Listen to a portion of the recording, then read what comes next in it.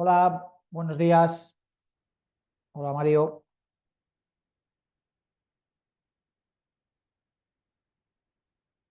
Espero que se escuche bien después del lío que hemos tenido de apagón, viendo que la red funciona. Es verdad que hemos seguido teniendo algún problema esta mañana y bueno, puede ser que haya algún problema todavía de comunicación, pero si me confirmas, Mario, que se escucha bien.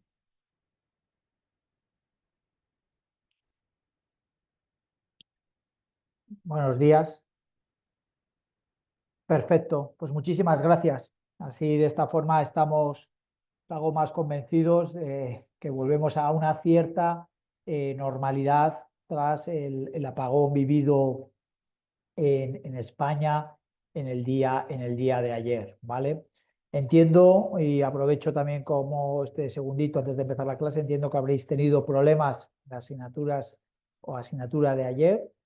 Carlos Martín me avisó que era imposible y bueno, se reprogramará las clases en los próximos días. Estar atentos al aula de información general para reprogramar las clases debido a la pérdida de conectividad y de luz en España y que ha supuesto pues, estos cambios que hemos tenido que realizar, ¿vale? También es verdad que a lo largo del día de hoy, si veis que hay algún problema, que luego no se guarda bien, bueno, cualquier cosa que detectéis, nos lo hacéis llegar, porque es verdad que aunque parece que ya estamos en una cierta normalidad, pues bueno, todavía por la mañana hemos tenido determinados problemas de conectividad, ¿vale? Bueno, ya centrados en la asignatura de instrumentos financieros derivados, ¿vale? Ya he visto en líneas generales, y bueno, todavía no me ha dado tiempo, lógicamente, a mirar los ejercicios de la actividad 1, que la semana que viene pasaremos a analizar y hacer las conclusiones y hacer un repaso del mismo. Bueno, pues lo iré revisando. Sí que es verdad que creo que me lo ha preguntado algún mentor. Os ruego a todos aquellos que no lo hayáis realizado que los ejercicios hay que presentarlos de manera individual, no solamente el representante del grupo, ¿vale? Yo creo que porque así de esa forma en vuestra tarea, en vuestra actividad queda reflejado la anotación y la nota, ¿vale? Como tal, ¿vale? Las rúbricas, lógicamente la valoración del trabajo es igual para todos, pero debéis presentar cada uno de vosotros de manera individual la actividad, ¿vale? La que hayáis hecho en grupo, pero cada uno la debe subir.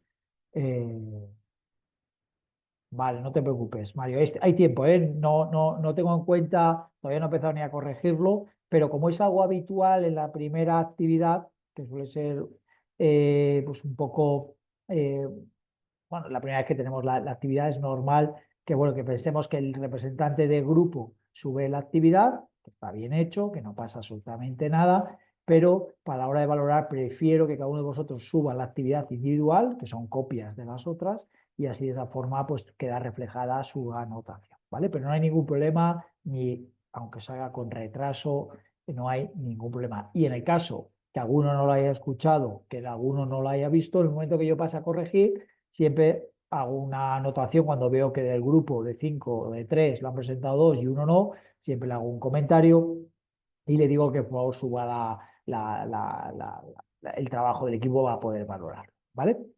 Bueno, pues como siempre empezamos, repaso de la semana o actualidad económica. Bueno, parece que hemos tenido una cierta, entre comillas, o parece que estamos en un episodio de calma o de calma tensa antes de la tormenta o de relajación o de entender pues algún escenario diferente. ¿Dónde se ha trasladado esa relajación? Que no es en todas las partes o en todos los activos, se ha trasladado a la parte de activos de renta variable, sobre todo aquellos activos de riesgo, que han encontrado una cierta estabilidad y prácticamente nos encontramos en niveles muy cercanos previos al anuncio y la confirmación de los aranceles del 2 de abril, ¿vale? Con lo cual hemos hecho una caída relevante en torno a un 8, un 10% adicional y una recuperación de la misma, ¿vale? Pero es verdad que hay muchas incertidumbres por delante y que básicamente lo único que hemos hecho es recuperar parte del peor escenario que había. En los activos de bonos también, sobre todo en activos de bonos en dólares, también hemos notado y hemos visto con una relajación del tensionamiento o falta de credibilidad que había sobre estos activos y han conseguido ganar posiciones en las últimas semanas. Lo que no ha variado excesivamente es el movimiento del dólar, que seguimos en torno a 1,14 respecto al euro, en 142 respecto al yen. Es decir, ese activo todavía no ha encontrado esa estabilidad que pudiera dar por válida o por definitiva a lo mejor una situación tan compleja como las que hemos vivido. Esto desde el punto de vista de mercados, ¿cómo debemos interpretarlo? Podemos interpretarlo en que todavía no está configurado posiblemente el nuevo entorno. Todavía no tenemos claro, y además ya lo avisamos en su momento, que los aranceles era una medida o una capacidad de negociación, de hacer daño, de ver que tengo capacidad de afectar a las economías y a los diferentes países. Lógicamente, a mí también, a Estados Unidos también se veía perjudicado. Y la segunda variable, que era la idea de evaluar el dólar y la idea de seguir refinanciando la elevada déficit público americano, pues es la fase en la que entramos ahora. Es decir, los acuerdos, si llegan comerciales en términos de aranceles, van a ir condicionados o ligados a un movimiento de divisa y un movimiento de refinanciación de la deuda americana. Y esto es muy importante porque va a haber unas normas que implican el acuerdo arancelario. Es decir, la negociación, todavía estamos en mitad de la estrategia, en mitad del proceso, quedan muchas cosas todavía por resolverse y ahora parece que en esa fase intermedia entre una primera estrategia o negociación y la segunda, pues hemos encontrado un caldo de cultivo realmente, pues, realmente esperanzador o tranquilo. Eso no quiere decir que vayan a mejorar las cosas, porque realmente lo que tenemos delante es todavía siento incertidumbre, pero sí que por lo menos hemos logrado una semana de cierta tranquilidad y no un desasosiego constante que era lo que estábamos viviendo hasta ahora, ¿vale? Bueno, pues ese sería un poco el resumen de lo que ha acontecido en los mercados. No sé si Mario o John o Johnny en este caso queréis comentar algo relacionado al respecto. Bueno, muy bien, Mario, así es. Esto es un poco lo que hemos visto desde el punto de vista. Los clientes, lógicamente, hay que tener cuidado porque los clientes bajan la guardia cuando ven que los mercados se estabilizan, incluso te proponen o te indican qué oportunidades hay, etcétera. Bueno, yo creo que todavía es pronto para tener un camino mucho más despejado, un camino mucho más limpio, donde puedas hacer valoraciones económicas de activos o construcción de carteras en el medio y largo plazo. Todavía no sabemos el impacto económico real y vamos a tardar meses en conocerlo de estas medidas. El parón que hemos tenido ahora, posiblemente hasta agosto, no tengamos un traslado en los datos económicos de lo que ha sucedido a realmente la macroeconomía global, sobre todo la macroeconomía americana. Este viernes conoceremos el empleo en Estados Unidos, también una variable fundamental, una variable que puede influir, lógicamente, en el cambio de escenario de tipos de interés. Es decir, todavía tenemos muchas incertidumbres porque el daño está hecho, la incertidumbre sigue y las empresas, aunque haya tranquilidad en los mercados, no cambian sus decisiones de inversión de momento y están a la espera de tener un entorno mucho más estable.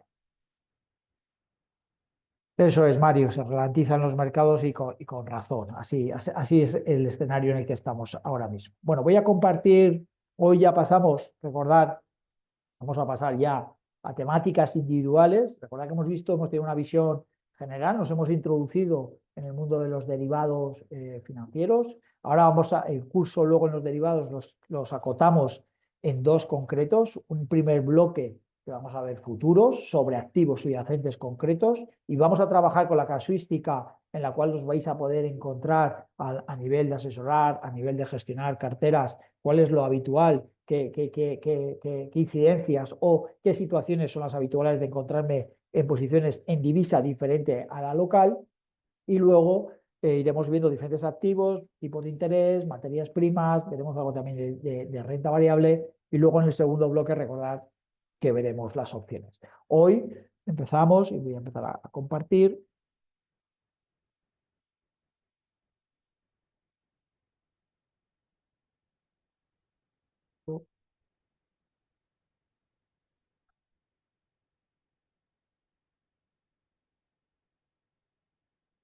A ver, aquí con esto.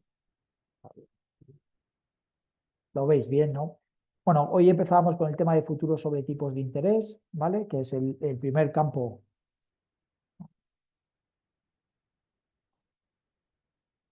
Sí, perfecto. Muchas gracias, María. Hoy empezamos los futuros de tipos de interés. Es verdad que ya hemos hecho algún ejercicio, hemos hecho alguna aproximación, pero ahora ya nos vamos a concretar, vamos a centrarnos, mejor dicho, en lo que es la estrategia o qué van a ser los casos más habituales que encontremos, ¿vale? Recordar que lo que vimos la semana pasada, lo que hemos estado viendo hasta ahora, era cómo se formaban precios en los contratos de futuros, ¿vale? La formación de precios. Recordar que el precio del contado más el cost of carry, el cost of carry, recordar que es el tipo de interés. Recordad que hemos incidido que todos los derivados, todos los futuros, en el momento que tú aplazas o calculas un precio forward o traes a valor presente, recordad que lo vimos la semana pasada, en finanzas, eso siempre tiene que tener incluida la variable de tipo de interés a ese plazo, ¿vale? Tanto para capitalizar flujos como para descontarlo, ¿vale? Con lo cual eso aplica a cualquier movimiento de análisis de flujos de caja o de flujos, en este caso, o de precios en finanzas. Todo lo que sea a plazo lleva incorporado un tipo de interés. Ese tipo de interés, pues en función de los proyectos, en función de los mercados, es el tipo de interés, en este caso de los futuros, el tipo de interés libre de riesgo que hay a ese plazo y en esa economía en concreto, en ese país en concreto. ¿Vale? Vimos también recordar las estrategias que podemos hacer. En futuros solamente podemos o comprar futuros o vender futuros. No podemos hacer gran cosa. Esas estrategias, recordad que van asociadas a dos tipos de posicionamientos. Vamos a tener como dos estrategias o dos, como digamos, más que dos estrategias, dos campos de actuación. Uno, para hedgear o lo que es para gestionar riesgos, es decir, para cubrir carteras, para cubrir riesgos en un determinado, incertidumbres, dudas, para asegurar a lo mejor unos resultados o una cobertura de unos resultados materializados porque no puedo vender el activo subyacente, etc. Y por otro lado, también recordar que ya vimos la semana pasada cómo la otra idea es utilizar los futuros como inversión en el activo subyacente. Es exactamente igual que el activo subyacente, pero beneficiándome o teniendo que gestionar el apalancamiento. Por eso hemos hecho un primer ejercicio para que conozcamos qué implicación tiene el apalancamiento, qué magnitud y ver qué conclusiones sacamos de ello. ¿Vale? Eso tendremos tiempo para repasarlo en la semana que viene, donde tendremos tiempo donde pondremos en contexto o repasaré un poco pues, los ejercicios que habéis realizado. ¿Vale? También hemos comentado, y esto lo vimos ya la semana pasada, que el cambio tecnológico ha tenido un impacto muy positivo porque tenemos mucha información, acceso a la misma de manera gratuita, casi acceso en tiempo real a los precios de mercado, con lo cual nos permite, como agentes económicos, como agentes financieros, como cualquier individuo, poder acceder a un mercado de manera prácticamente sin ningún tipo de economía, o sea, ningún tipo de barrera, ¿vale? Y poder tener información del misma prácticamente casi en tiempo real, ¿vale? Con lo cual, pues eso ha agilizado y ha hecho que el mercado de derivados, pues lógicamente cada vez tenga más volumen porque cada vez hay más partícipes que se benefician de sus bondades desde el punto de vista de riesgo o desde el punto de vista de inversión. ¿Vale? Luego vimos también pues, los diferentes activos subyacentes que podíamos ver, commodities, financieros, luego la diferencia entre mercados organizados y no organizados, y eso ha sido un poco el repaso de lo que hemos venido conociendo hasta ahora. Hemos venido conociendo cómo se forman los precios de los futuros, qué son, qué características tienen, qué mercados hay, cuál es la diferencia entre un forward y un futuro, pues los mercados OTC, es decir, hemos visto una visión general. Y ahora vamos a entrar ya en la situación específica de cada uno de los activos subyacentes y los diferentes ejemplos o casos que vamos a ir viendo para que veáis que eso es un poco lo que vamos a trasladar al mundo real en el área de asesoramiento financiero. ¿Vale? En este caso, el activo subyacente son las divisas y las divisas son múltiples. No todas las divisas van a tener futuros, ¿vale? Recordad, es volver a lo mismo. Va a haber divisas, las divisas cuyos cruces o cuyos comercio internacional sea más activo, es decir, donde haya más flujos tanto comerciales como de capitales, pues lógicamente si hay un movimiento, recordad que una de las características para que un activo subyacente fuera pudiera ser negociado en una cámara como un derivado, pues era primero que tuviera volatilidad, es decir, que hubiera incertidumbre en la formación de los precios y que fuera un activo negociado de manera no mundial, pero de manera importante o relevante. Es decir, el número de transacciones o el impacto de ese activo subyacente es relevante en el mundo, ¿no? Entonces, lógicamente, de todos los cruces, es decir, todos los intercambios de divisa que tenemos, ¿vale? A nivel global, pues lógicamente hay algunas divisas, por ejemplo, como es el euro-dólar, que supone las diferentes transacciones que hay entre Estados Unidos y Europa, eso es el mercado comercial más activo que hay en la actualidad, pues lógicamente tenemos derivados de esa moneda, ¿vale? Habrá monedas o cruces de monedas que si realmente su relevancia comercial es muy pequeñita, pues posiblemente no encontremos esos derivados, ¿vale? Esa es una de las características, con lo cual no siempre vamos a poder cubrir posiciones determinadas en una divisa utilizando derivados porque no exista, ¿vale? Eso que sirva de antemano. Pero nosotros vamos a trabajar sobre aquellas activos subyacentes donde sí existe ese delito, ¿vale?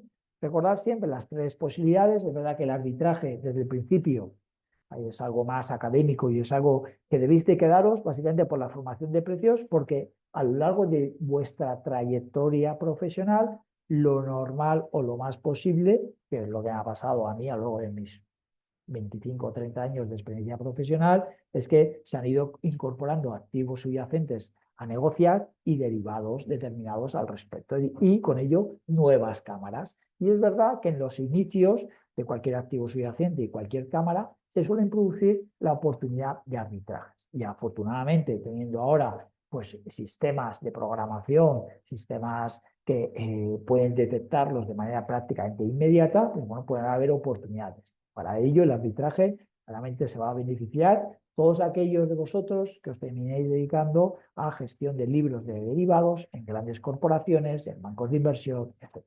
Si no, nuestro campo de actuación se va a limitar, ya es bastante, y posiblemente lo más importante, a dos aspectos: a cubrir los riesgos de nuestras carteras o a utilizar los derivados como instrumento para invertir en los mercados financieros o realizar una apuesta en los mismos bajo una visión o un escenario o un desarrollo de un contexto, como siempre, coherente respecto a lo que espera, ¿vale?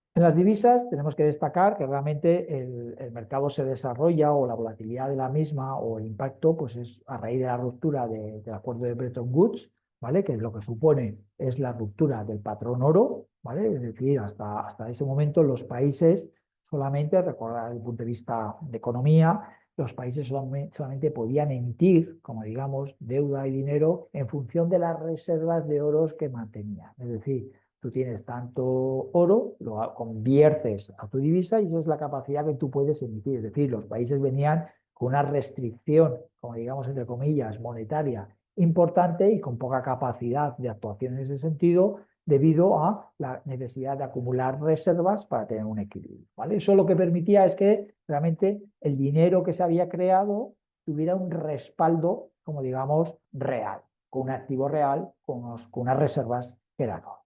La ruptura, y eso es posiblemente el evento más relevante que ha pasado en los últimos años en economía, los últimos 50 años o 60 años, la ruptura de Bretton Woods da lugar a lo que luego hemos visto a lo largo del año 2000, 2008, 2012, 2014 y lo que hoy tenemos en la mayoría de los países. Es decir, los países, a través de sus bancos centrales o a través de diferentes programas, han seguido emitiendo y creando dinero prácticamente sin ningún tipo de contrapartida más allá que la confianza propia del país.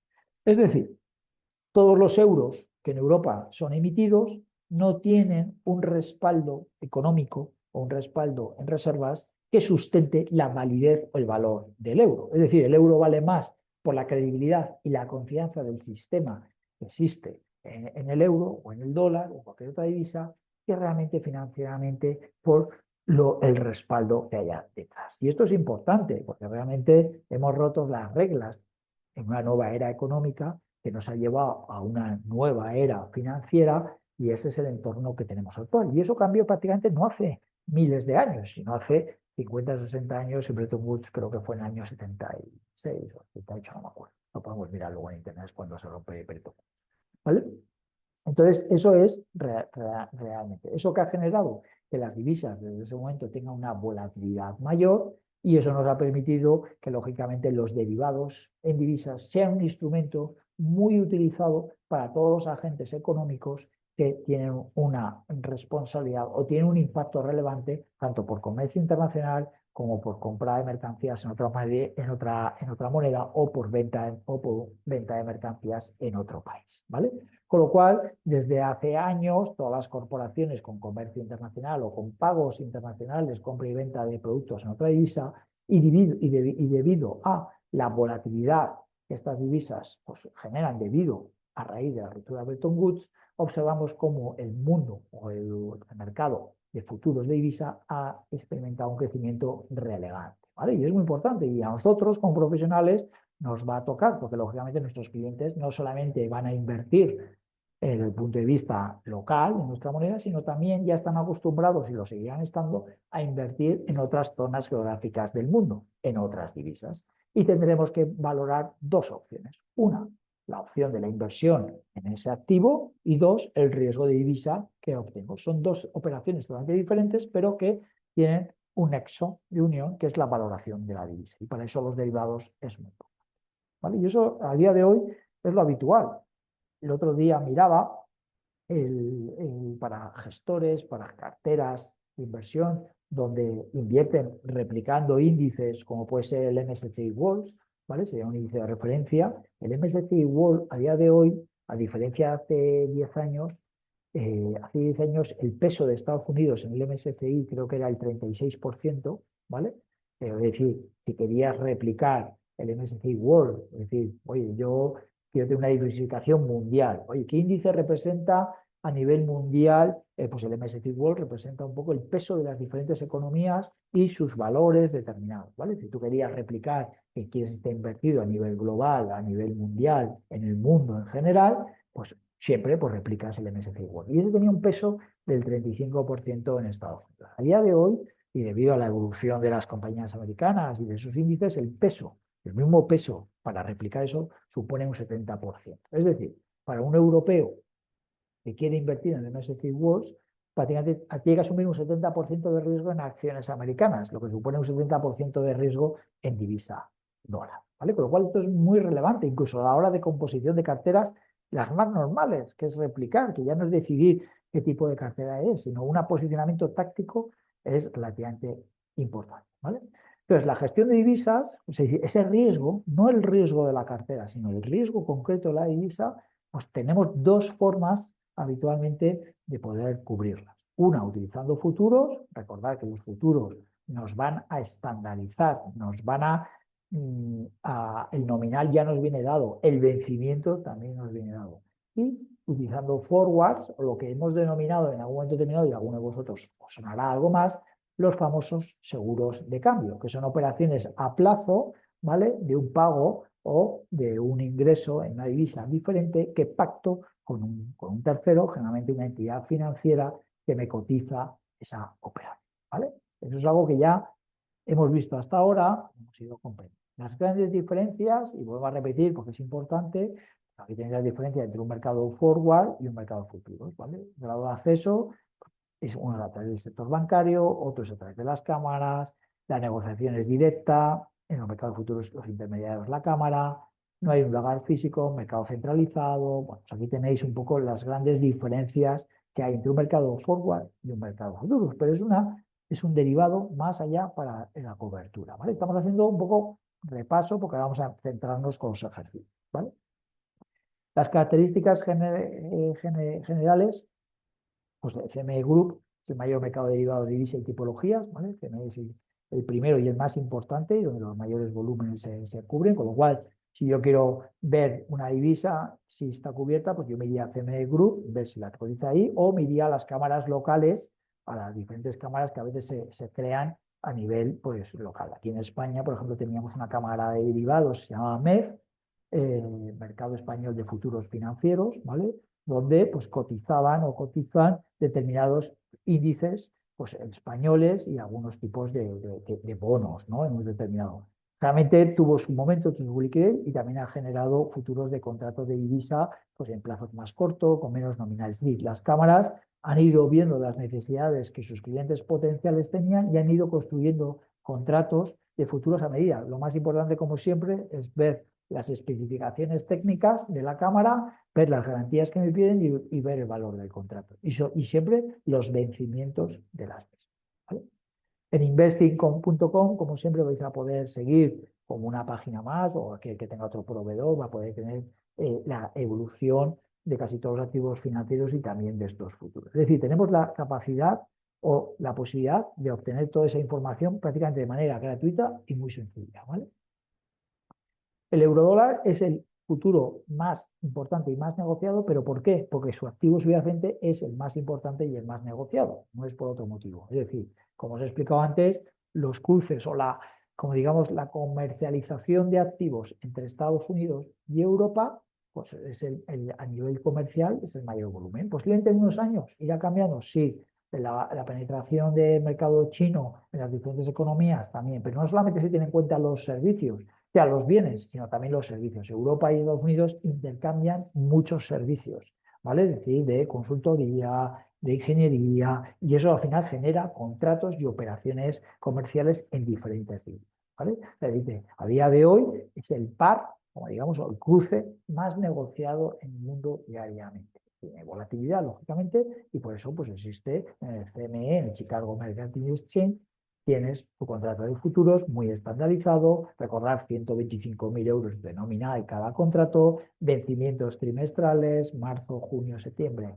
y diciembre, día concreto, que creo que es el tercer lunes de cada esos meses, ¿vale? Con lo cual, sabes que ese día se vence, que vence por entrega física, ¿vale? Es decir, si tú vas al vencimiento, te van a entregar, si has comprado dólares, pues te van a exigir la compra de los dólares físicos. Si no, tendrás que cerrar la posición o pasarla al siguiente vencimiento en lo que se ha llamado rollover de la posición, ¿vale? Como os decía, en el contrato en MEF, en la Cámara Española, también se han creado una serie de contratos y hay uno específico que es un contrato perpetuo en divisa, es decir, para pequeños importes, y más fácil cuál importe, o sea, para pequeños importes y casi indefinido en el plazo. Es decir, yo quiero cubrir 15.000, imagínate que mi hijo se va el año que viene a Estados Unidos y me va a costar 20.000 dólares la estancia, ¿no? Yo puedo cubrir ahora mismo que el dólar se ha depreciado y decir, oye, pues yo voy a cubrir de aquí hasta que se vaya o de aquí hasta que haga el pago, que no lo sé todavía cuándo va a ser el pago y si se va a ir, puedo tener una cobertura, lógicamente, de ese. Pues podría hacer un contrato pues, con importes más pequeños en MEP, creo que van de 2.500 en 2.500, pues hacer una cobertura de 18.000, 20.000. Es decir, las cámaras cada vez se van adaptando más a las necesidades y nos permite en ese sentido, pues lógicamente, acercarnos a la realidad, ¿vale? ¿Alguna duda hasta aquí, Mario? ¿Algo que queréis comentarme?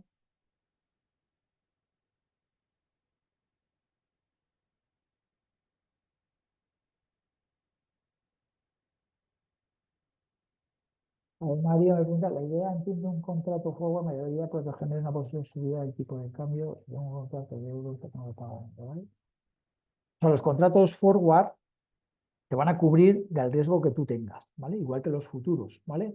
No uno es diferente a otro. La única diferencia que hay entre un forward y un futuro es que el forward primero lo puedes hacer a medida, es decir, tengo que cubrir 18.300 dólares. Exacto, 18.000, ¿vale? Y no estoy diciendo si tienes que cubrir porque vas a comprarlos o porque vas a venderlos o porque los vas a recibir, ¿vale? Entonces, el forward lo que te permite es ajustar el importe, ajustar el día en el cual vas a recibir o tener que pagar esos dólares, que es un día concreto, el 16 de agosto del 2025. No hay futuros el 16 de agosto del 2025, el futuro es en junio o en septiembre. Me tengo que ir a septiembre y luego tengo que hacer la posición. Los forwards son mucho más personalizados y es un acuerdo que la gente va a ir a un banco y vas a tomar esa posición, ¿vale? El futuro es mucho más estable, mucho más fácil de contratar a través de una cámara, pero están estandarizados y cada cámara tú te vas a ir adaptando en una cámara que mejor pueda nutrir a tu producto, ¿vale? Luego ya veremos cuál es el riesgo, ya lo veremos, cuál es el riesgo de cada una de las posiciones y cómo cubrirlo, ¿vale? Pero estos son dos ideas diferentes de derivados, un forward que no es un futuro y un futuro regular mercados OTC, over the counter, mercados regulados o los mercados no regulados, ¿vale? Entonces eso es muy importante, ¿vale? Es importante tenerlo, ¿vale? No sé si te ha quedado claro con esta idea, Mario.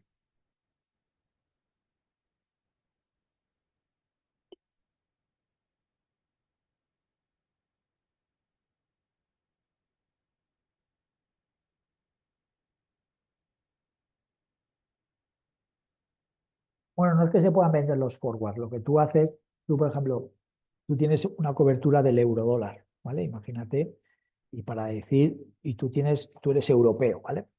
Y yo tengo dos posibilidades. Una, que soy un importador, es decir, que tengo que comprar mercancía y tengo que pagar dólares, ¿vale? Si tengo que pagar dólares, yo haría un seguro de cambio. ¿Para qué? Para asegurarme cuál es mi tipo de cambio al cual voy a comprar los dólares hoy. Y eso se llamaría un seguro de cambio import, ¿vale? En el cual pues te van a cotizar dónde vas a poder comprar dólares. Si vas al mercado, si el contrato como digamos, del spot, el tipo de cambio está a 1,10, a 1,20, fíjate, muy abierto, ¿vale? O 1,10 a 1,11, ¿vale? Si yo tengo que comprar dólares, ¿qué tengo que hacer? Vender euros, ¿vale? Entonces, claro, si yo tengo que vender euros, ¿dónde voy a venderlos? Me gustaría venderlos a 1,11, pero voy a tener que venderlos a 1,10, ¿vale? Entonces, ese es el bid offer que los bancos te van a ofrecer, que es igual, exactamente igual que cuando vas a una casa de cambio y vas a comprar unos dólares porque vas de viaje.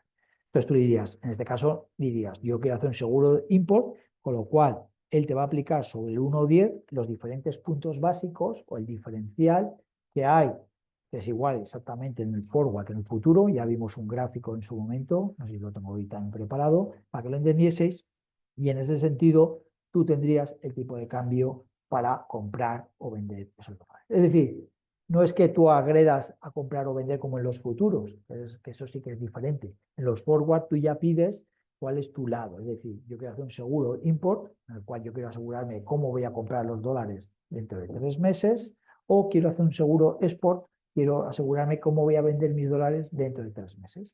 Los puntos básicos o la diferencia de tipos de interés que veíamos en ese plazo van a ser prácticamente igual. La única diferencia es si te cojo la demanda o la oferta del tipo de cambio. Muchas veces con los pequeños bid offer que hay, o sea, que la pequeña diferencia que hay entre demanda y oferta, pues prácticamente son insignificantes. Pero tú lo que haces es decirle, no, yo lo que quiero es comprar dólares a 3 meses. No, yo lo que quiero es vender dólares a 3 meses.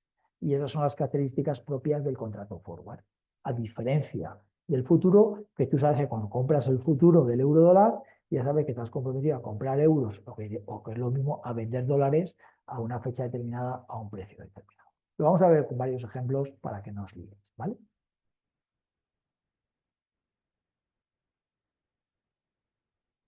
Luego los contratos tienen varios tipos de garantías muy importantes y en la actividad 2 nos centraremos mucho en esto, que es la garantía inicial, la que tú necesitas para abrir la posición.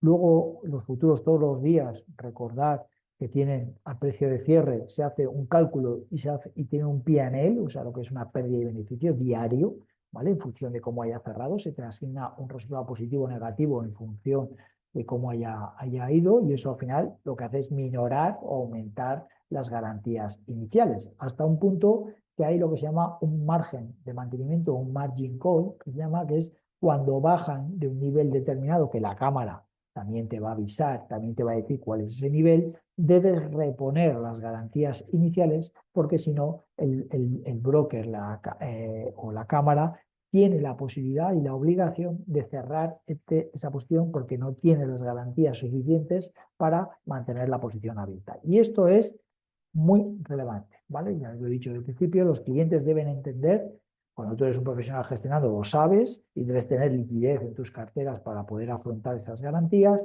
pero un cliente que haga un futuro debe saber que no hace una operación y se queda estático a 3 meses, sino que va a tener que gestionar o tener la liquidez suficiente para tener que en un momento determinado que aportar garantías si fuese necesario. También lo vamos a ver en un ejemplo que vamos a ver hoy para que os quede esto, ¿vale? Entonces, recordar que los futuros solamente se pueden comprar o se pueden vender, ¿vale? Que esa es la estrategia y lo que hay que centrarse muy bien es cuándo compro o cuándo. Primer ejemplo, hasta ahora nos habíamos centrado en lo que era lo que nos ayuda en la parte de inversión, pero también están los préstamos, que habréis oído alguna vez, que son los préstamos multidivisa. Es decir, yo soy europeo o yo soy americano, tengo un tipo de interés del 3 o el 4%, pero en vez de financiarme en mi moneda, voy a pedir una financiación al banco en otra divisa. ¿Con qué objetivo? Pues, obviamente que el tipo de interés de esa divisa es mucho más bajo. ¿Qué economías o qué países históricamente han tenido tipos de interés pues, muy bajos respecto al resto del mundo? Pues dos economías muy concretas. Una, en este caso, Japón, ¿vale? Que ha mantenido tipos ya más de 30 años con tipo de interés prácticamente cero y el 1%, ahora mismo está en 0,75 creo, respecto pues, a los países desarrollados o otro tipo de países donde los tipos de interés pues, han estado al 4, al 5, al 6, al 7, al 8%. Con lo cual dices, oye, si yo me ahorro en intereses, lo que son intereses monetarios, pues lógicamente estoy ahorrando dinero. Y esto con los movimientos de capitales y con los movimientos de divisas se permitió ya, los bancos comerciales de muchas zonas geográficas te han permitido endeudarte en una divisa diferente a la tuya, ¿vale? Pero lógicamente, claro, tú al final tus ingresos están en tu moneda local, tu moneda en euro, en dólar, en la moneda que tú tengas, ¿vale? Con lo cual, cada vez que tengo que hacer frente al pago de la letra de este préstamo, ya sea mensual, trimestral o como sea, tengo que cambiar mis euros, que es la forma de ingresar, y transformarlos en yenes para pagar la deuda pendiente en la divisa que yo me voy a financiar. Y ahí está el riesgo, ¿no? En la evolución del yen o en la evolución de la otra divisa, que lógicamente en este caso, a diferencia de la inversión, me va a perjudicar siempre y cuando esta divisa se aprecie, ¿vale? Y ahora vamos a poner este ejemplo de una empresa española, y esto ha sido una operación, esto sí que ha sido una actividad que se ha utilizado mucho durante los años entre el 95 y el 2008. Ha habido multitud de operaciones en multidivisa, ¿vale? Debido a que en Europa, en Estados Unidos, tipos de interés estaban recién altos, al 5 o 6%, y en Japón estaban al 0,50, 0,25. Otro de los países que también se ha utilizado este tipo de estructuras, en países son pequeñitos, como es Suiza, donde también ha mantenido tipos de interés cercanos al 1%, y lógicamente pues dependías un poco de la evolución del franco suizo. En este caso, una empresa española constituye un préstamo en yenes, es decir, va a comprar por 160 millones de yenes. Y al cambio, ahora lo veremos, es 1.000.000 de euros. Ahora veremos el cambio en su vida. Ahora vamos a tener esto. Años más tarde, en el año 2012, cancela el principal pendiente que asciende a 120 millones de yenes, al tipo de cambio euro-yen, que en ese momento está a 100. ¿Cuál ha sido el resultado de la empresa? Es decir, él ha tenido un préstamo, imaginaros, para comprar una nave, comprar la nave, hasta 4 años en la nave, y ahora vendió la nave y cancela el préstamo, ¿vale? Entonces te dice, oye, la operación financiera, ¿cómo me ha salido? ¿No? Voy a compartir un Excel donde vamos a poder observar cuáles han sido los flujos reales de esto, ¿vale? Bueno, aquí lo tenemos y observamos lo que habíamos hecho. El euro-yen, él necesita 160 millones de yenes, ¿vale? 160 millones de yenes, que el equivalente es 1.000.000 de euros. Significa que el tipo de cambio es 160 euro-yen, ¿vale? Por cada euro me dan 160 yenes. Por cada millón de un euro son 160 millones de yenes, ¿vale? Este sería el tipo de cambio del 2008. Y fijaros que el tipo de cambio que me han dicho que está en el 2012 es 100, ¿vale? El tipo de cambio equivale a 100 del 2002. Y me dicen que el préstamo era de 120 millones. Si yo lo aplico, el tipo de cambio, si 120 millones al tipo de cambio de 100, me saldría que él debe 1.200.000. ¿Esto qué quiere decir? Que pasado 4 años debe más capital que hace 4 años, con independencia de los pagos realizados. Él ha ido haciendo pagos trimestrales, mensuales, pero el saldo vivo que le queda, que son 120 millones de yenes, porque él ha pagado ya 40 millones de yenes, los 120 millones al cambio actual es una deuda de 1.200.000, superior a la deuda inicial que había contraído y habiendo pagado. Es decir, es una operación realmente nefasta desde el punto de vista de riesgo de tipo de divisa, porque cuando tú te endeudas en otra moneda y esa moneda se encarece o se aprecia respecto a la tuya, tú cada vez debes más dinero, ¿vale? Y esto hay que tenerlo en cuenta porque realmente el endeudamiento en una divisa diferente a la tuya es como tomar una posición de riesgo en divisa equivalente al volumen de la deuda, ¿vale? Esta operación la han hecho en España, por lo menos, sí, una época que la hacía muchísima gente con yenes. Y cuando hablabas con ellos, cuando venían a verme a nivel profesional, para asesoramiento, para gestión de carteras, y cuando veía su estructura financiera, pues eran clientes súper conservadores, pero de repente habían decidido hipotecar la casa donde iban a vivir, su casa habitual, en yenes.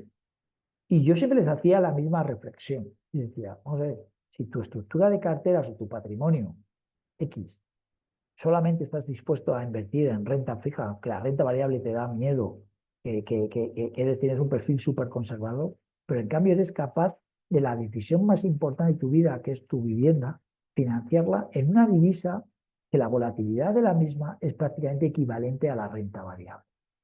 Esto es muy importante hacerle ver al cliente. Tienes un riesgo de como si hubieras metido todo tu patrimonio en renta variable, algo que me estás diciendo por otro lado que no estás dispuesto. Lógicamente, todas estas operaciones, como podéis intuir, fueron pues, de manera masiva en los años antes a la regulación y fueron parte del problema de la crisis subprime y de otros problemas, ¿no? Pero, ¿por qué? Porque muchos clientes no tenían el perfil adecuado para poder realizar estas inversiones. Que afortunadamente, a raíz de esa crisis, la regulación, las diferentes medidas, los controles, los tests, la personalización de las inversiones, podemos decir a día de hoy que es raro encontrar ya clientes que tengan financiación en moneda extranjera y no sean conocedores del riesgo real que están asumiendo, ¿vale? Con lo cual, fijaros lo importante que es que incluso hasta en operaciones de préstamo, donde tú valoras, ¿recuerda? Aquí lo más importante que debemos tener en cuenta es que en el momento que yo hago una operación en divisa diferente a la de moneda local, estoy cubriendo en un riesgo que tengo que saber valorar o por lo menos conocer. Mínimo, conocerlo, luego valorarlo y luego realizar las diferentes operaciones si creo que son de cobertura necesarias, ¿vale? Esto es un hecho real, no solamente personas, empresas, ¿vale? Tuvieron en un momento determinado pues, grandes dificultades por este motivo, ¿vale?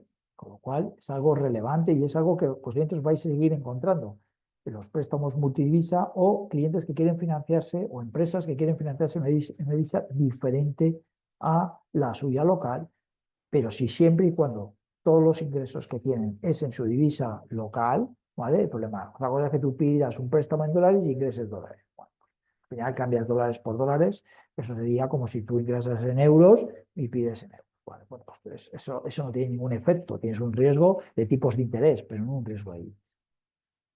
Otra, esta suele ser la más habitual y la que tenemos en los últimos años, ¿estáis? Independientemente de la tendencia que se ve ahora, ¿qué signos son los típicos que puedan vislumbrar una apreciación de una divisa con lo que pueda haber, con la que pueda haber contratado? Bueno, las divisas, los movimientos de divisas, básicamente se mueven principalmente por dos motivos. Uno, lo estamos viendo ahora, por los movimientos comerciales, los diferentes flujos comerciales, la demanda o no de productos de una zona geográfica hace que se aprecie o se deprecie una divisa. Es decir, los flujos comerciales importan, la compraventa de bienes y servicios. La compraventa también, lógicamente, también de servicios, no solamente. Y luego, lo más importante es también la política monetaria que esquive cada zona geográfica. Si yo bajo tipos de interés de manera prácticamente unilateral, pues lo normal es que tenga una salida de capitales y mi divisa se vaya de precio.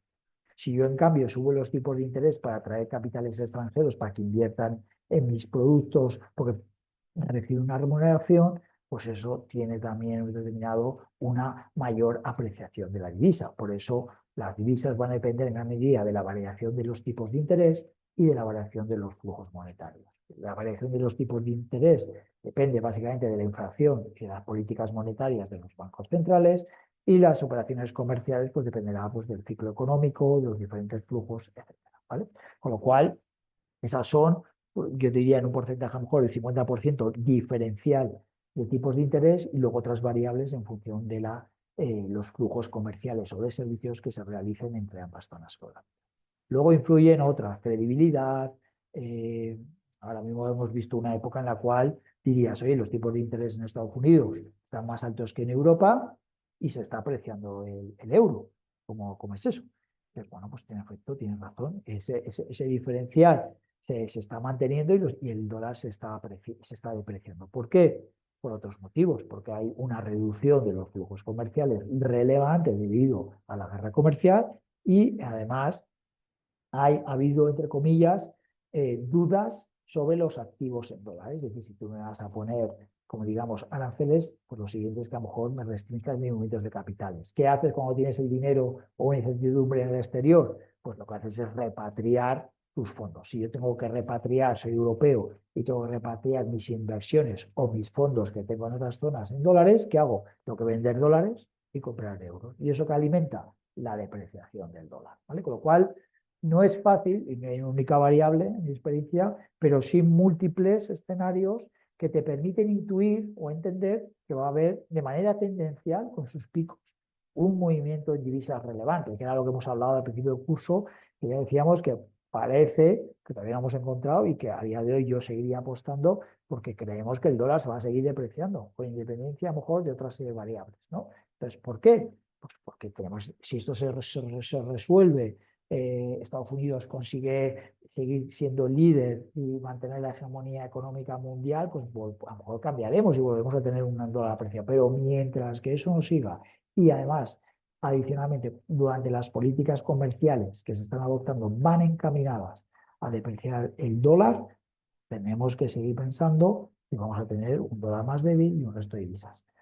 Pero no es fácil, Mario, en ese sentido, tener variables concretas. Si fueran las académicas puras y duras, pues posiblemente si solo tomase una variable, para las que forman los precios, me estaría equivocando constantemente, ¿vale? Con lo cual, por eso la incertidumbre, por eso la volatilidad, y por eso siempre lo digo, las inversiones en divisa tienen que ser medidas como inversiones en divisa. No vale como este ejemplo que ponemos ahora, donde yo soy europeo, quiero invertir en una compañía buenísima como es Nestlé, pero cotiza en Zurich, que es en Suiza, ¿vale? Y en este caso, ¿vale? Y lo compro a 200 francos suizos la acción, ¿vale? Yo quiero hacer una inversión ¿en qué? En Nestlé. Yo, franco suizo, pues, no tengo, o sea, yo soy un inversor que veo que el valor de esta compañía es interesante como una cartera, donde invierto en otras zonas geográficas, soy yo en España o en la zona euro, no tengo una compañía como en Nestlé, líder mundial, etcétera, y quiero invertir porque creo que me da seguridad, me va a dar una rentabilidad porque estoy convencido que va a ser líder en el mundo. Imaginaros, no estoy diciendo que sea el ejercicio, ¿vale? Pero realmente el riesgo que yo quiero asumir es un riesgo de Nestlé, no quiero asumir un riesgo de divisa, ¿no? Que es lo que suele ser también lo que hay que valorar. Pero en el momento que yo invierto en una compañía que no cotiza en mi divisa, estoy invirtiendo en esa compañía, riesgo de compañía y riesgo de divisa. Directamente tengo dos riesgos y tengo que valorar si realmente mi objetivo era invertir en francos suizos o mi objetivo era realmente invertir en Nestlé. Esa es la clave. Y tengo que saber, puedo decidir no cubrir porque creo que el franco suizo se vaya a apreciar, lo que queráis, pero tengo que tomar la decisión de decir, oye, a mí la divisa no quiero saber nada de ella, la voy a cubrir o no, ¿vale? Y pues aquí os pone que el tipo de cambio inicial es 1,55 y que está previsto vender los títulos a los 3 meses, ¿vale? Que tiene una idea de hacer una operación a 3 meses. Al llegar a la fecha, la venta de la cotización cotiza a 210, ha subido un 5%, bueno, y el banco le aplica una cotización en ese momento, el tipo de cambio de 1,63. ¿Vale? Hemos visto una apreciación del euro, una depreciación del franco suizo relevante, ¿no? Mientras que el futuro, a la hora de contratarlo, cotizaba, a la hora de contratar la operación, estaba a 1,54,47. ¿Es rentable la operación? Que lo razonemos y que veamos cómo hubieran sido los flujos financieros, ¿vale? De nuevo os voy a compartir, porque esto sí que es muy habitual. Inversores que vais a tener en divisas diferentes a vuestra moneda local, ¿vale? Tranquilos que el Excel siempre lo voy a hacer llegar y lo vais a tener presente, ¿vale? Desde el ejercicio franco-suizo, fijaros, y he hecho varias cosas para que lo tuviéramos en cuenta. Este es el 1,55 que es el spot, ¿vale? Y este es el tipo de cambio, como en teoría me dicen que está a los 3 meses, ¿vale? Yo compro de Nestlé 5.000 títulos al precio de 200 francos suizos. Esto es una inversión de 1 millón de francos suizos, ¿vale? Ya al cambio, ¿vale? Ya que 1 euro son 155 francos suizos, 1 millón de suizos es 1 partido de 1, o sea, ese millón dividido del 1,50. Y me da que son 645.000 euros. Es decir, yo realmente hoy he invertido en Nestlé y he invertido 645.000 euros. Si yo a los 3 meses sigo el caso y me dice que lo he vendido a 210, yo he obtenido un 5% de beneficio, ¿no? 10 sobre 200 es un 5%. Y he obtenido un beneficio de 1.005, o sea, que serían 1.050 francos suizos, ¿vale? Desde ahí está el 5%, 1.050. Pero ¿qué pasa si le aplico el tipo de cambio de 1,635, ¿vale? Observo que mi resultado no es de ganar el 5% en euros, que el 5% de 600.000 serían como unos 30.000 euros, más o menos, 30 y tantos mil, sino que el resultado es de pérdida de 640 euros. ¿Vale? Claro, ¿qué ha pasado? ¿Qué ha pasado? ¿Cuánto ha variado el franco suizo? Claro, si yo cojo el tipo de cambio final menos el tipo de cambio inicial,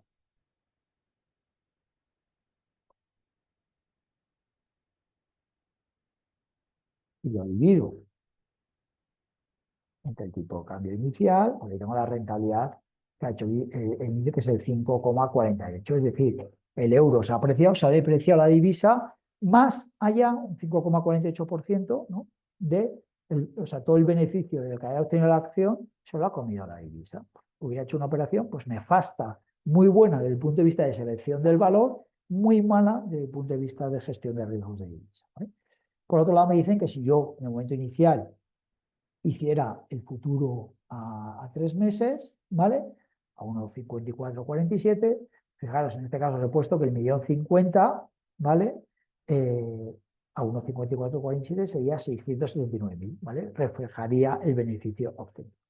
¿Es esto, estaría bien correcto? Pues realmente no estaría, no sería el momento del flujo. Es decir, si yo cubro, porque yo cuando cubro a los 3 meses, yo no sé si voy a ganar o perder. Yo cuando voy a cubrir a los 3 meses, ¿qué tengo que cubrir?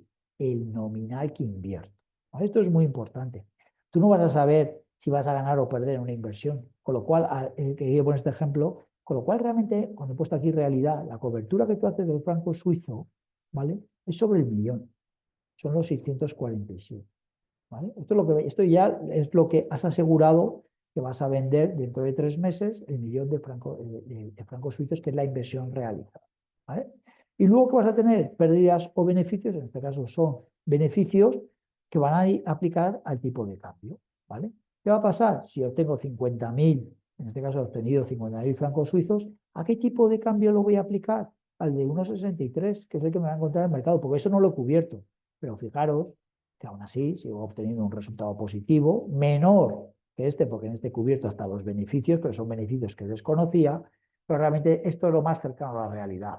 Tú cubres la inversión, pero no cubres el resultado, ¿vale? El resultado periódicamente lo puedes ir liquidando o cubriendo si es llamativo o significativo, pero lo normal es que en las inversiones que hagamos de activos financieros en otras divisas, tú si vas a cubrir la divisa, vas a cubrir sobre el nominal o el efectivo inicial que has invertido y no sobre la totalidad del resultado porque no sabes cuándo vas a vender, ¿vale? Con lo cual eso se modificará. Con lo cual, no es lo mismo, y yo siempre digo, no es lo mismo tener un riesgo sobre el resultado, como digamos positivo o negativo, pérdidas o beneficios de la operación, que sobre el nominal total, ¿vale? ¿Esto os ha quedado claro? ¿Alguna duda en eso? Es importante, ¿eh? Eso suele pasar de cara al cliente, ¿vale? A la hora de gestionar riesgos de divisa o gestionar carteras, tenemos que cubrir los efectivos, los nominales.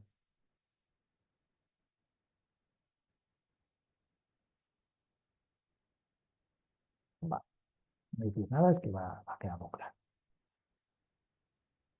Aquí os lo he puesto en la solución inicial. Bueno, aquí tenéis lo mismo que he hecho en el Excel, pues aquí veríais un poco el, ¿vale? Y luego tenemos el de toda la vida, ¿no? El ejercicio que siempre hacemos, un exportador, en este caso europeo, ¿vale? Un exportador europeo significa que vende su mercancía, sus servicios al extranjero, en este caso europeo, fuera. Y recibe y va a cobrar $1 millón, pero dentro de 3 meses o en marzo de 2024. Imaginaos que fuéramos ahora, que estuviéramos estamos en abril, pues en junio del 2020. ¿Vale? El contado en este momento está a 1,05 y el precio del futuro está a 1,05. Primero, un exportador europeo, es decir, alguien que vende su mercancía en Estados Unidos y que va a recibir dentro de 3 meses esos dólares, ¿vale? ¿Qué riesgo tiene realmente sobre el tipo de cambio? Eso es lo más importante sobre el dólar. Eso es lo más importante. Lo primero es saber qué tipo de riesgo tengo cuando yo tengo yo voy a recibir dólares. ¿Qué riesgo tienes si tú vas a recibir dólares dentro de 3 meses? ¿Que el dólar se aprecie o que el dólar se deprecie? ¿Cuál es tu riesgo? Eso es lo primero. Siempre os lo pregunto lo mismo. La clave. Recordad, yo vendo, recibo dólares.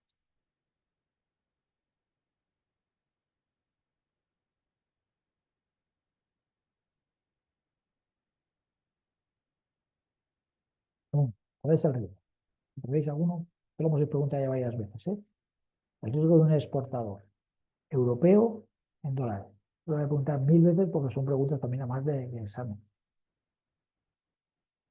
Si yo voy a recibir dólares dentro de 3 meses, ¿qué me interesa que esté el dólar? Fuerte, flojo.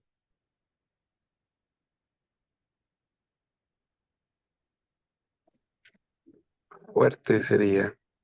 Claro, en efecto, a mí lo que me interesa es cuanto más fuerte esté el dólar, pues mejor me ha ido, porque yo voy a recibir esos dólares, luego ya haré el contravalor en Estados Unidos. Entonces, si mi riesgo, o sea, a mí lo que me interesa es que el dólar se aprecie, ¿no? Es lo que me interesa. Entonces, ¿cuál es mi riesgo? Lo contrario, ¿no? Que el dólar se deprecie, Bien.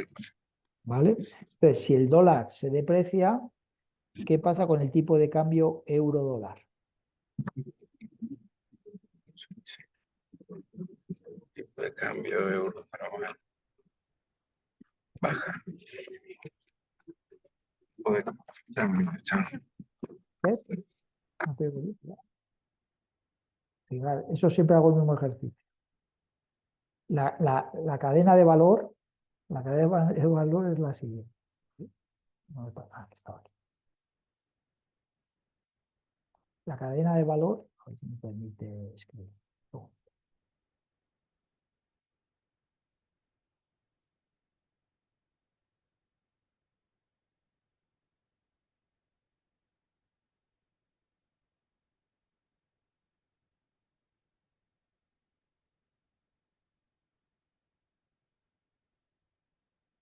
con el ratón de valor.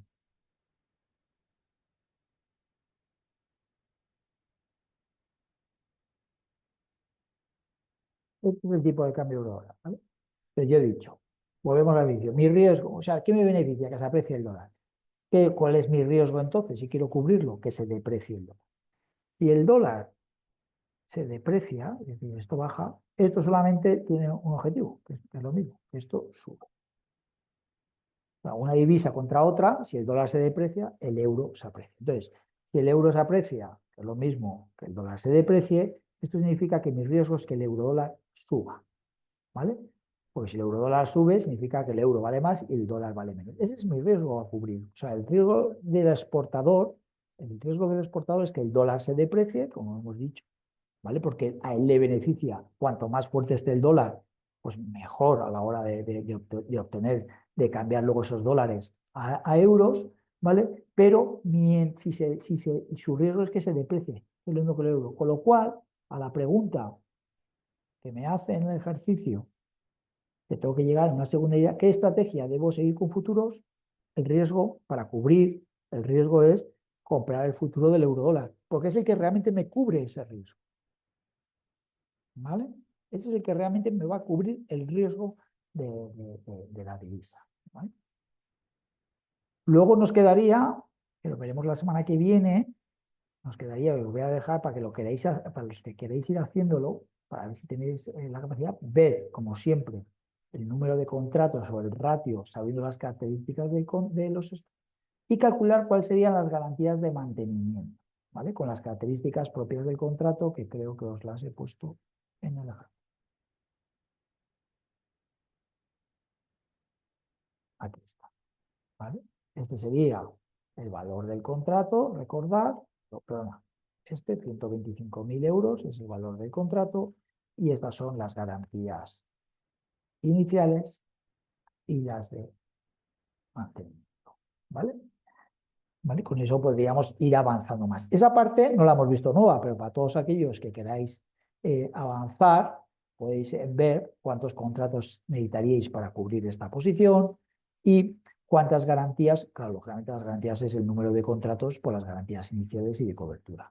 E incluso todavía los que queráis ir para más adelantados, también os paso la evolución de la divisa, del futuro de divisa diario durante unos días para que calculéis cuáles serían las pérdidas y ganancias diarias de la posición en divisa. ¿Vale? Esto lo hacemos porque es relevante para la actividad 2, es un ejercicio central para conocer cómo se mueven los futuros y saber tener en cuenta las garantías de pérdidas y ganancias, pero esto lo realizaré la semana que viene en la clase antes de pasar al siguiente tema. Voy a ver un segundo, me ponéis algo en el chat.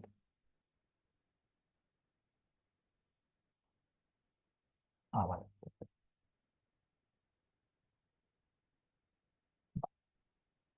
Contestando Mario que no la había visto, perdonad.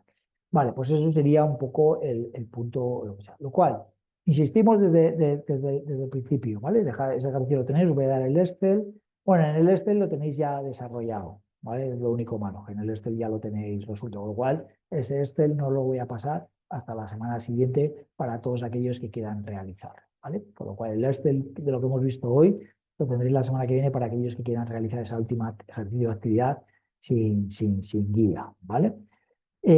Recordad siempre, miro qué riesgo tengo en la divisa, veo cuál es el signo o el sentido que a mí me interesa, veo el riesgo, conozco el movimiento que es directamente proporcional y contrario al resto. Okay. Perfecto. Y con eso valoro la posición en derivados, en este caso en futuro.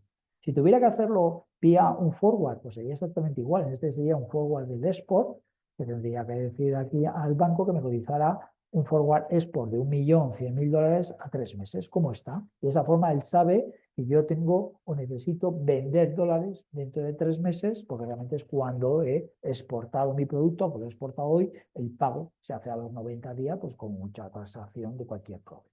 ¿Vale? ¿Alguna duda, alguna pregunta antes de terminar? Mario, Johnny, ¿alguna duda tenéis? ¿Pregunta que queréis hacerme?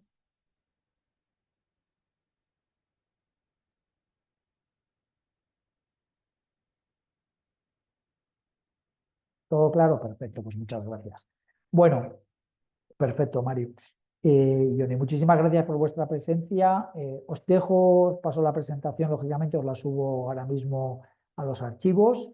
El Excel de momento lo dejamos para la semana que viene para colgarlo, para que podáis pelearos con el cálculo de ese último ejercicio, que es algo un poquito más complejo, pero muy poco. Y la semana que viene lo primero que hacemos es resolver este último caso. Os dejaré ya el Excel y pasamos al siguiente al tema que tengamos que realizar, que creo que es también la realización de la actividad 2, o sea, la actividad 1, perdona,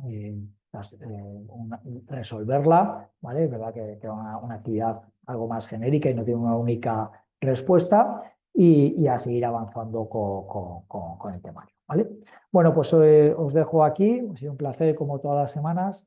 Cualquier duda siempre, por favor, no dudéis en contactar en los foros, ponerlas, incluirlas. Cuanto más activos, como siempre digo, más aprenderemos y por favor intentar realizar este ejercicio que nos va a ayudar sobre todo para la actividad 2, aunque yo la semana que viene lo repasaré, indicaremos y sobre todo haremos un análisis de lo importante que es para el cliente conocer cómo se distribuyen esos resultados. Pues muchísimas gracias, nos vemos la semana que viene, ha sido un placer, buena semana a todos.